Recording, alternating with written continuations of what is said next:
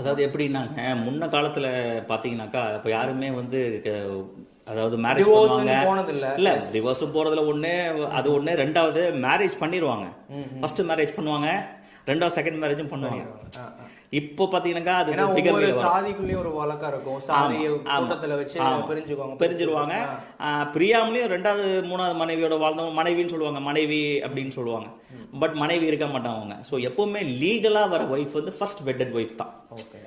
சரிங்களா? அவங்க ரெஜிஸ்டர் பண்ணாலும் சரி, அது பண்ணாட்டியும் சரி. கணவர் இறந்த பிறகு அவங்களுடைய வாரிசா இவங்க தான் வருவாங்க இல்லையா? ஆமா, கணவர் இறந்த பிறகு லீகலி வெட்டட் ஒய்ஃப், அதாவது சட்டப்பூர்வமான வாரிசு அப்படின்னா அந்த மனைவி தான் வருவாங்க. அதுக்கப்புறம் அவங்களுக்கு பிறந்த குழந்தைகள் வருவாங்க.